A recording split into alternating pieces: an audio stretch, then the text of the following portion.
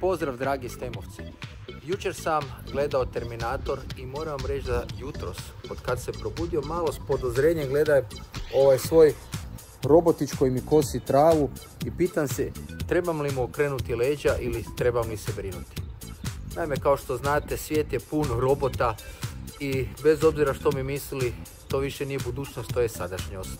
Raznim dijelovima svijeta različiti stemovci koriste svoje znanje, svoje vještine da bi radili robote koji će uskoro postati naši sugrađani, kao što je ovaj jadni kosac koji je jedno tamo udarao zid. Evo, odbio se, dobar je. Iako posuda po Kini ima robota koji savršeno režu rezance, postoje i oni napredni koji kuhaju i kompliciranija jela. Za mene su to jaja na oko.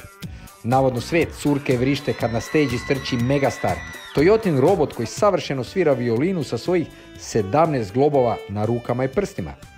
A kako je sve manje konobara, a posao je tražen, roboti su preuzeli taj posao u Kini i šire. Sljedeći je vaš kvartovski kafić. Izgleda da su psi ovčari u Novom Zelandu u štrajku kad je njihov posao čuvanja ovaca preuzeo isto robot.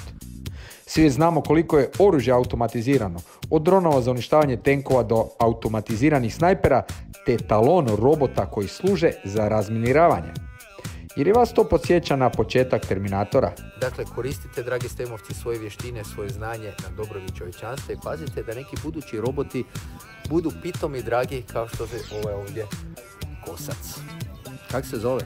Robin, kak drugčije.